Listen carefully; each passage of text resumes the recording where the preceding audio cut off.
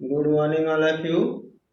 Today I will start balancing of equation, in which we study the balancing by half equation method or by the ion electron method. In this balancing equation, half reaction method or half equation method or ion electron method is very simple, in which we do stepwise. Good morning, sir. Okay, step wise everything. बच्चों, हम लोग जो आज यहाँ पे हम balancing equation करेंगे, इसमें हम पहले कुछ रूल लिखवाएंगे। उस रूल के अकॉर्डिंग ही एग्जाम में इक्वेशन को बैलेंस करना होगा। जितने स्टेप हम बताएंगे उतने स्टेप में उसको बैलेंस करना होगा, ठीक है। और रूल को हमें बस याद रखना है, रूल वहाँ एग्जाम में लिखना नहीं है, मगर रूल को हमें याद जरूर रखना है और काम उसी हिसाब से करना है। तो हम पहले एक रूल बताते चलते हैं तुम लोग को। पहले तो जो हमें इक्वेशन मिलेगा वो अनआयोनाइज इक्वेशन होगा, आयन के फॉर्म में नहीं होगा। तो पहले स्टेप पे हम क्या करेंगे कि इक्वेशन को आयन के फॉर्म में कन्वर्ट करेंगे, ठीक है। आयन के फॉर्म में कन्वर्ट करेंगे तो फर्स्ट रूल हो जाएगा कन्वर्ट गिवन इक्वेशन इनटू आयनिक इक्वेशन। आयनिक इक्वेशन, ठीक है। पहला तो काम करेंगे कि जो हमारा इक्वेशन हमें मिला है वो नॉन आयनिक होता है, उसको आयनिक इक्वेशन में कन्वर्ट करना होता है और बहुत सिंपल होता है।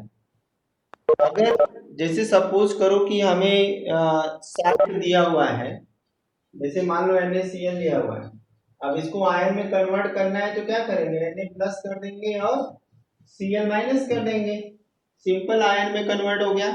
प्लस माइनस को बस अलग कर देना है, आयन के रूप में कन्वर्ट हो जाएगा। दोनों साइड इक्वेशन में प्लस माइनस को हमको जो है कि कन्वर्ट कर देना है, अलग कर देना है, प्लस माइनस हमारा हो जाएगा, ठीक है। अब इसके बाद नेक्स्ट स्टेप जो हमारा है, अगला जो स्टेप है, जब आयन में कन्वर्ट कर देंगे तो इक्वेशन को स्प्लिट करेंगे टू हाफ सेक्शन में, ठीक है। दूसरा है स्प्लिट स्प्लिट आयनिक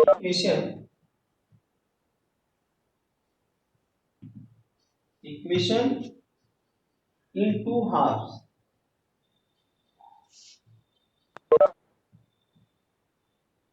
ठीक है, कौन कौन सा हाफ होगा इसमें? एक तो reduction half reaction, reduction half reaction reaction, और दूसरा इसमें होगा ऑक्सीडेशन। अब इसमें से हम कोई भी कर सकते हैं, पहले लिख सकते हैं, चाहे हाफ रिएक्शन हम रिडक्शन का लिखे चाहे ऑक्सीडेशन का लिखे, ये जरूरी नहीं है कि पहला रिडक्शन ही होना चाहिए दूसरा ऑक्सीडेशन होना चाहिए, this is doesn't matter, okay. तो हमारा दूसरा स्टेप होगा स्प्लिट करेंगे, जो हमारा आयनिक इक्वेशन है उसको दो पार्ट में स्प्लिट करेंगे, ठीक है। अब स्प्लिट करने के बाद जो है क्या करेंगे, स्प्लिट करने के बाद हमारा जो थर्ड है balance of the element, balance of the elements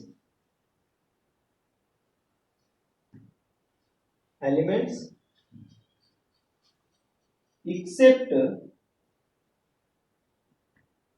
hydrogen and oxygen. Hydrogen oxygen को छोड़ करके जितने भी एलिमेंट रहेंगे उन सबको हम क्या करेंगे, बैलेंस कर लेंगे।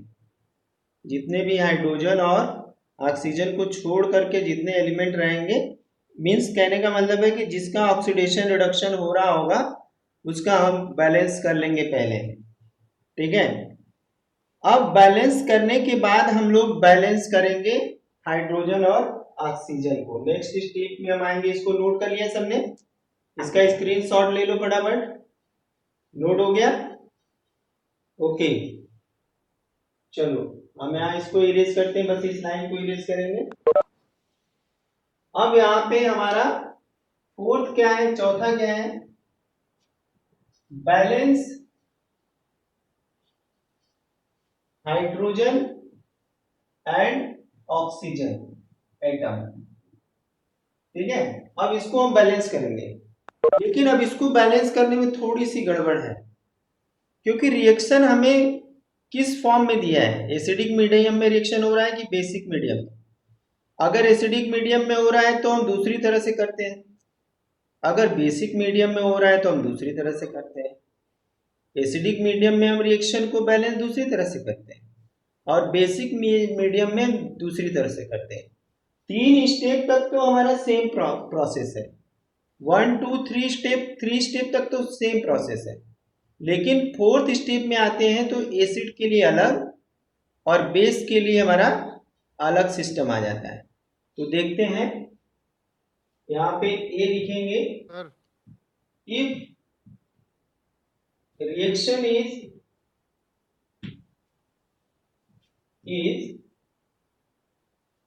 इन एसिडिक मीडियम,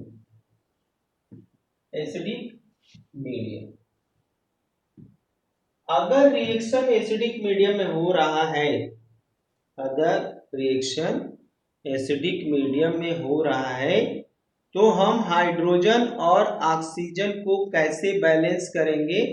हम हाइड्रोजन और ऑक्सीजन को बैलेंस करने के लिए H+ और H2O का यूज करेंगे।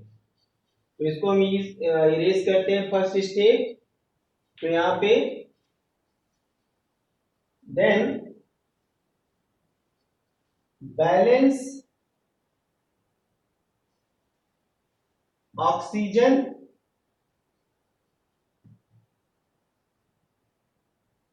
by adding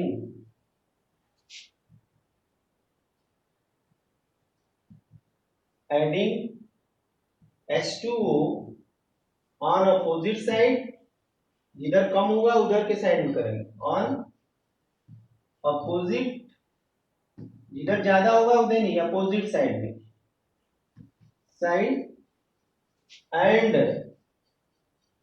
balance hydrogen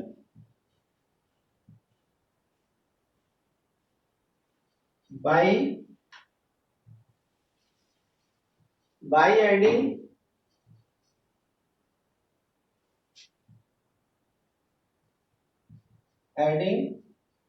H+ ion.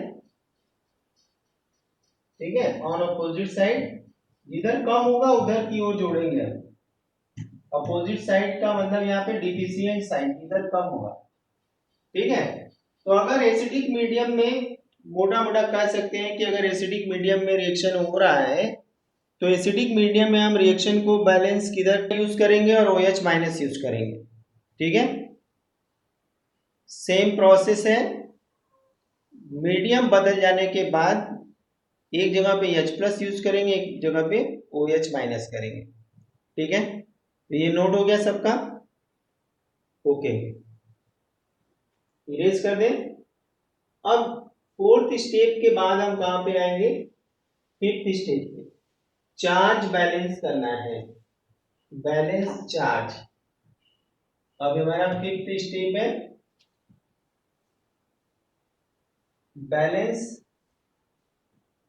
Charge by adding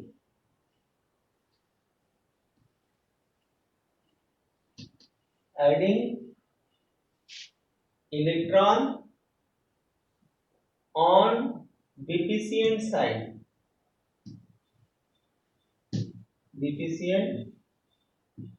यहाँ पे भी अपोजिट साइड यूज कर सकते थे। ठीक है, और उसके बाद 6 क्या करेंगे, जब दोनों साइड में चार्ज बैलेंस हो जाएगा तो दोनों रिएक्शन को हम क्या करेंगे, ऐड कर देंगे। जब चार्ज रिएक्शन क्या हो जाएगा, बैलेंस हो जाएगा चार्ज, तो बैलेंस करने के लिए हम क्या करेंगे, इलेक्ट्रॉन ऐड करेंगे। अगर इसके बाद एक चीज और इसमें करेंगे, हम यहाँ पे AB कर देते हैं, बी, इलेक्ट्रॉन ऐड करके हमने तो चार्ज बैलेंस कर दिया, लेकिन अब दोनों रिएक्शन में, दोनों हाफ रिएक्शन में इलेक्ट्रॉन सेम हो, उसको हम एक सुटेबल नंबर से दोनों रिएक्शन में मल्टीप्लाई कर देते हैं, ताकि in order to equalize, in order to equalize electron in both reaction, in both reaction we should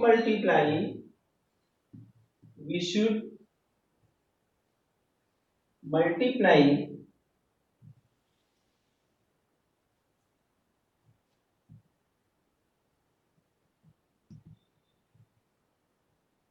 both half reactions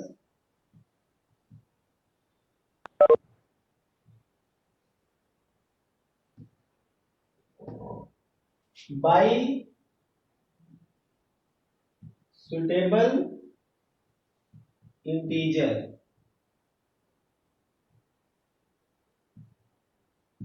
ठीक है, सुटेबल इंटीजर से मल्टीप्लाई करके, और तब उसके बाद हम 6th स्टेप में आएंगे, add the both balance equation.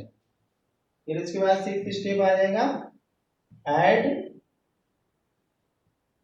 Both balanced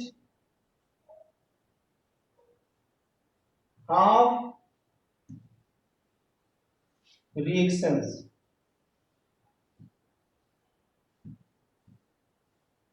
ठीक है, दोनों रिएक्शन को अब जोड़ देंगे। अब दोनों रिएक्शन को जोड़ने के बाद, ठीक है, जो इलेक्ट्रॉन रहेगा दोनों साइड में इक्वल है, तो वो equation and cancel out electron in both reaction,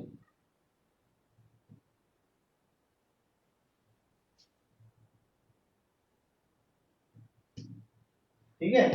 जब कैंसिल आउट कर देंगे तो हमें एक बैलेंस आयनिक इक्वेशन मिल जाएगा। हमें क्या मिलेगा? Balance ionic equation, and we get balance ionic equation, okay, ionic equation. इस तरह से हम बैलेंस आयनिक इक्वेशन पा जाते हैं। अब इसके बाद नेक्स्ट स्टेप में हमारा जो 7th स्टेप होगा, इसको नोट कर लिया तो बताया 7th स्टेप, इसको एक स्क्रीनशॉट ले लो सब कोई, ठीक है। चलो,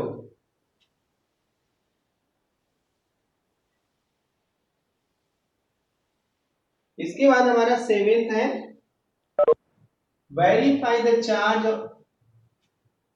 वेरिफिकेशन ऑफ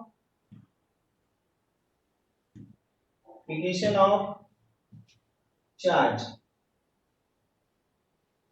ठीक है। दोनों साइड में चार्ज बराबर है, इसका हम वेरिफिकेशन करेंगे। दोनों साइड के चार्ज को जोड़ लेंगे। अगर दोनों बराबर आ रहे हैं, जितना रिएक्टेंट साइड में उतना प्रोडक्ट साइड में इलेक्ट्रॉन अगर है, अरे चार्ज है, तो इसका अंदर इक्वेशन हमारा बैलेंस है। और लास्ट में क्या करेंगे, जो हमारा आयनिक इक्वेशन है उसको नॉन आयनिक इक्वेशन में कन्वर्ट कर देंगे। फिर से हम 8वें स्टेप पे जब आएंगे तो convert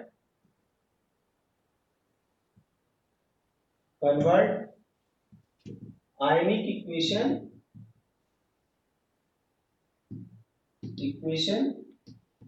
in non ionic equation,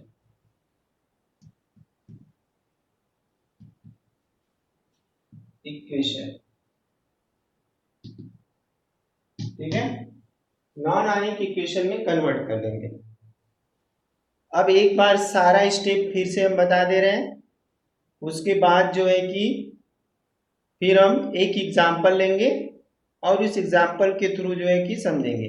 पहला स्टेप क्या करते हैं कि जो हमारा नॉन आयनिक इक्वेशन होता है उसको आयनिक इक्वेशन में कन्वर्ट करते हैं।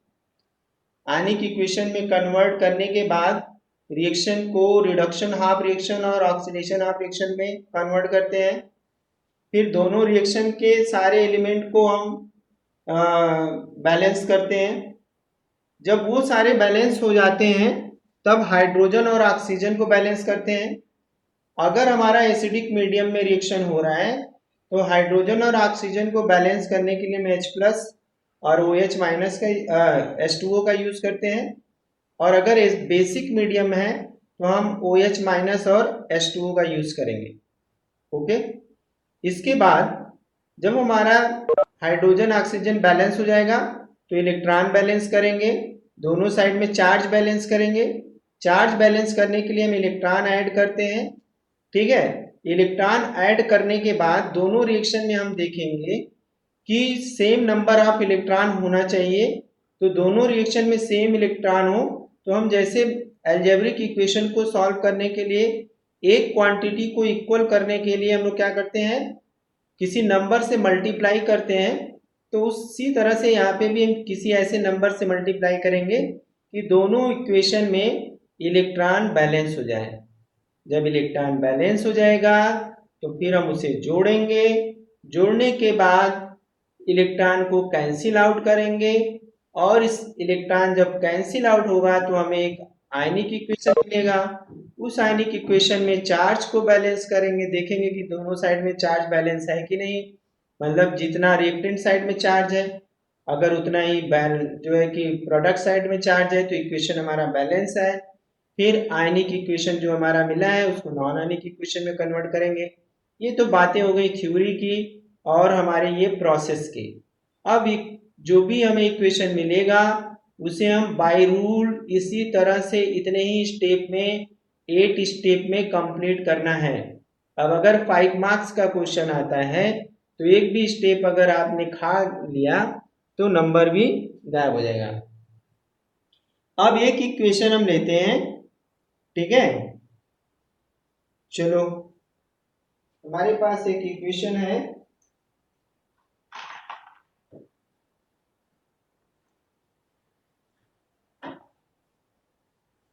इसको कर देते हैं इरेज।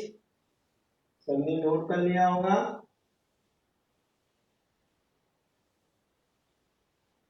बहुत आसान है, कोई दिक्कत नहीं है, कोई इसमें परेशानी नहीं होने वाली है।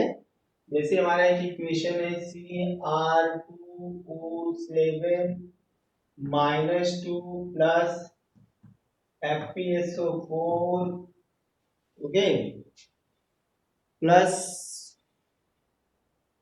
H+ यहाँ पे plus H2SO4 gives Cr3+ okay, Cr3+ and Fe2SO4 4 price. ये हमारा एक इक्वेशन है। ये पूरी तरह से आयनिक नहीं है, केवल एक ही हमें यहाँ आयन दिख रहा है और कहीं आयन नहीं दिख रहा है। ये पूरी तरह से कंप्लीट आयनिक इक्वेशन नहीं है। ये कंप्लीट जो है कि आयनिक इक्वेशन नहीं है। तो अब पहला स्टेप हम पहले स्टेप से चलेंगे। तो पहले स्टेप के हिसाब से हम पहले आयनिक इक्वेशन में कन्वर्ट करेंगे। तो यहाँ पे Cr2O7 -2 को तो ऐसे ही रहने देंगे और Fe2+ लिखेंगे, ठीक है।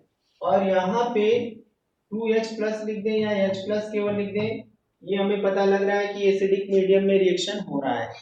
कहाँ पे हो रहा है? एसिडिक मीडियम में रिएक्शन हो रहा है।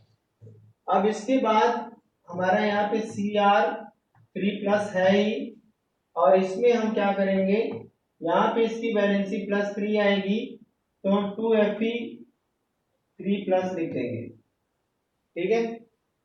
ये तो हो गया हमारा पहला स्टेप, ये हमारा आयनिक इक्वेशन में कन्वर्ट हो गया। ये बात सबको समझ में आ गई होगी कैसे आयनिक इक्वेशन में जो माइनस पार्ट है हटा देते हैं, वो हमारी आयनिक इक्वेशन में कन्वर्ट हो जाता है। अब इसके बाद हम देखेंगे कि हमारा रिडक्शन और ऑक्सीडेशन रिएक्शन कौन हो रहा है, उसको हम नेक्स्ट स्टेप में हाफ रिएक्शन में कन्वर्ट करेंगे। अब यहाँ पे क्रोमियम से ऑक्सीजन निकल रहा है तो इसका मतलब ये रिडक्शन हो रहा है, यहाँ पे रिडक्शन हो रहा है, रिडक्शन। और यहाँ पे क्या हो रहा है कि ये बढ़ रहा है, +2 से +3 में हो जा रहा है, तो ये हमारा ऑक्सीडेशन हो गया। ठीक है, तो हम पहले रिडक्शन रिएक्शन लिख लें, चाहे तो ऑक्सीडेशन लिख दे, डजेंट मैटर। ये हमारा हो गया Cr3+, और दूसरा हो जाएगा Fe2+, और यहाँ पे 2Fe3+। ये हमारा जो है कि एक हो गया रिडॉक्स रिएक्शन, रिडक्शन रिएक्शन हो गया, रिडक्शन, हाफ रिएक्शन, और ये हमारा ऑक्सीडेशन, हाफ रिएक्शन। ठीक है, अब थर्ड स्टेप में आएंगे। दोनों रिएक्शन के अंदर हम जो है कि बैलेंसिंग करेंगे, दोनों रिएक्शन के अंदर बैलेंस करेंगे, एलिमेंट बैलेंस करेंगे ऑक्सीजन हाइड्रोजन को छोड़ करके। चलो, तो ये स्टेप नोट कर लिया होगा। तो यहाँ पे थर्ड स्टेप में आते हैं। यहाँ पे क्रोमियम 2 है, यहाँ क्रोमियम 1 है, तो यहाँ 2 लगा देंगे, और यहाँ पे Fe2 है, यहाँ पे Fe2 लगा देंगे, हो जाएगा। ठीक है, तो ये हो जाएगा Cr2O7 2- गिव्स 2Cr3+, और इस वाले में हो जाएगा Fe2+, यहाँ पे 2, और ये हो गया हमारा 2Fe3+। ठीक है, अब ये हमारा एलिमेंट बैलेंस हो गया। अब हमें क्या बैलेंस करना है, हम फोर्थ स्टेप पे चलेंगे, ऑक्सीजन और हाइड्रोजन को बैलेंस करना है। तो ऑक्सीजन, ये रिएक्शन किस में हो रहा है, एसिडिक मीडियम में हो रहा है। रिएक्शन किस में हो रहा है, एसिडिक मीडियम में। हमने पहले ही देख लिया है, H2SO4 लिखा हुआ है, एसिडिक मीडियम में हो रहा है। तो एसिडिक मीडियम में हम बैलेंस करने के लिए H+ और H2 यूज करेंगे। तो ये स्टेप नोट कर लिया होगा, हम इरेज करने जा रहे हैं। ये नोट करने के बाद अब इसके बाद हम आ जाएंगे फोर्थ स्टेप में। फोर्थ स्टेप में हमें एसिडिक मीडियम में यूज, ये एसिडिक मीडियम है। अब हम क्या करेंगे, यहाँ पे लिखेंगे Cr2O7 2-, और ये एरो देंगे, यहाँ पे 2Cr3+। अब पहला काम ऑक्सीजन को बैलेंस करेंगे। यहाँ पे 7 है अगर, तो हम यहाँ लिख देंगे 7H2O। ऑक्सीजन बैलेंस हो जाने के बाद हम हाइड्रोजन को बैलेंस करेंगे। अब यहाँ पे हाइड्रोजन हो गया 7×2 = 14, यहाँ 14H+ लिखेंगे, 14H+। इस तरह से इस रिएक्शन में हाइड्रोजन और ऑक्सीजन बैलेंस हो गए। अब इसके बाद हम दूसरा वाला रिएक्शन देखते हैं। तो दूसरे रिएक्शन में कहीं पे भी हाइड्रोजन ऑक्सीजन नहीं है, तो इसमें हमें बैलेंस करने की जरूरत नहीं है। ठीक है, अब दोनों में चार्ज बैलेंस करना है, पांचवें स्टेप पे आते हैं। इरेज कर दें इसको, सबने नोट कर लिया, ओके। अब यहां पे हम क्या करेंगे, पहले इक्वेशन को लेते हैं। अब हम पांचवें स्टेप पे आ गए, चार्ज बैलेंस करना है। पांचवा स्टेप होगा चार्ज बैलेंस करना है। तो हम चार्ज कैसे बैलेंस करेंगे जरा, यहाँ पे 2 माइनस है और 14 प्लस है। ठीक है, यहाँ पे 2 3 6 प्लस है। इस साइड में हम यहाँ पे पहले इक्वेशन लिख के एक बार जरा बता दे रहे हैं। ये हम बस बता रहे हैं इसलिए कि सबको आ जाए एग्जाम में, इस तरह से आप लोग को लिखने की जरूरत नहीं है, बस जानने की जरूरत है। तो हम कैसे इस इक्वेशन में चार्ज को बैलेंस कर रहे हैं, ये जरा ध्यान देना। इधर टोटल चार्ज कितना है, ये 2 माइनस है और प्लस 14 प्लस है। 14 प्लस है तो घट के कितना बचेगा 12 है। यहाँ पे टोटल प्लस चार्ज कितना है 12 है, इधर टोटल चार्ज कितना है प्लस 6 है, 2 3 जा 6, इधर 12 ज्यादा है और 6 ज्यादा है। इस 6 को कम करने के लिए हमें क्या करना पड़ेगा, हम क्या करेंगे कि जितना इधर है उतना इधर हो जाए। इसको करने के लिए हम 6 इलेक्ट्रॉन इस साइड में जोड़ देंगे, 6 इलेक्ट्रॉन इस साइड में जोड़ देंगे तो फिर चार्ज हमारा क्या हो जाएगा, बैलेंस हो जाएगा। अगले स्टेप में हम देखते हैं। ठीक है, हम यहाँ स्टेप इसलिए बढ़ाएं कि थोड़ा सबको ये आसानी से जान जाए, किसी को प्रॉब्लम ना हो। तो ये हमारा Cr2O7 2 minus plus 14H plus और प्लस 6 इलेक्ट्रॉन, और इधर हमारा हो जाएगा 2Cr3 प्लस और 7H2O। ठीक है, तो यहाँ पे देखो 2 माइनस ये और 6 माइनस ये 8 हो गया, और ये 14 है, 14 में से 8 जाएगा 6 बचेगा, और यहाँ भी 6 हो गया, यहाँ भी 6 हो गया। क्लियर है, 6 दोनों साइड में कैसे हुआ, -2 प्लस 14 और -6। ठीक है, टोटल इधर आ गया 6 और इधर ऑलरेडी है 2 3 जा 6, तो हमारा ये चार्ज इसके अंदर बैलेंस हो गया। अब ऊपर वाले में आते हैं, यहाँ पे क्या है 2Fe 2 प्लस है, इधर 2 2 जा 4 है, इधर 2Fe 3 प्लस है, 2 3 जा 6 है, इधर 6 है, इधर 4 है, इधर 2 ज्यादा है, तो यहाँ पे अगर हम 2 इलेक्ट्रॉन जोड़ दें तो इधर भी हो गया 4 और इधर भी हो गया 4, दोनों साइड में हो गया 4।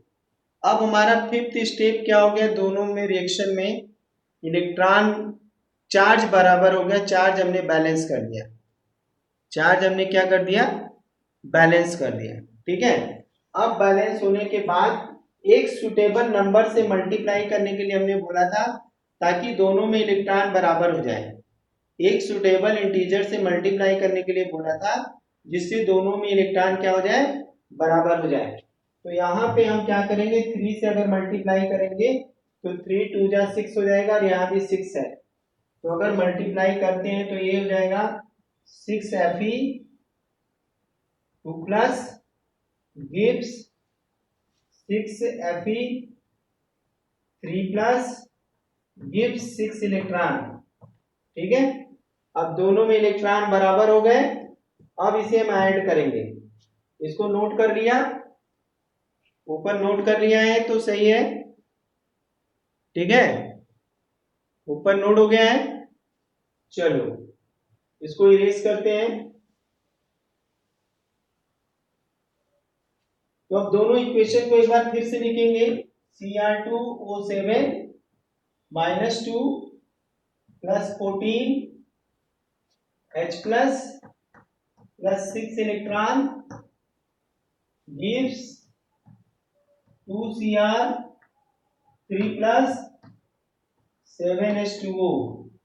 दूसरा वाला लिखेंगे, ये वाला 6Fe 2 प्लस कुछ नहीं है, यहाँ पे हो जाएगा 6Fe 3 प्लस एंड 6 इलेक्ट्रॉन। अब इसको हमें ऐड करना है, तो जो अपोजिट साइड में इक्वल होगा वो कट कर देंगे, अपोजिट साइड में जो होगा उसको हम कट कर देंगे। ठीक है, अब कट करने के बाद क्या बचेगा, Cr2O7 2 minus plus 6Fe 2 plus 14H plus. ठीक है, अब इसके बाद यहाँ पे हमारा हो जाएगा 2Cr3 plus 6Fe 3 plus 7H2O। ठीक है, तो ये हमारा इक्वेशन हो गया आयनिक इक्वेशन। ये हमारा जो है कि 7th स्टेप हो गया। 7th स्टेप में हमने ऐड करके इलेक्ट्रॉन को कट कर दिया, और ये हमारा बैलेंस हो गया। ठीक है, इसको स्क्रीनशॉट ले लो। अब इसके बाद हमें क्या करना है, जो हमारा आयनिक इक्वेशन है उसको क्या करना है, उसे हमें कन्वर्ट कर देना है किसमें, उसको हमें कन्वर्ट कर देना है एसओ मतलब नॉन आयनिक में। 8वें स्टेप पे आ रहा है, इसको तो ऐसे ही रहने देंगे 7 2 माइनस यहाँ पे 6 FeSO4 कर देंगे, यहाँ पे 7 H2SO4 कर देंगे, क्योंकि यहाँ पे 14 है H प्लस, तो 7 2 जा 14, और यहाँ पे हो जाएगा 2Cr3 प्लस वैसे ही रहेगा प्लस 6 Fe। पहले तो हमें वेरिफिकेशन करना था, अब यहाँ पे -2 चार्ज ये हो गया प्लस ये हो गया 6 2 जा 12 प्लस 14, इधर क्या है 6 है, 2 3 जा 6 और प्लस 6 3 जा 18, ठीक है। तो कितना हो गया ये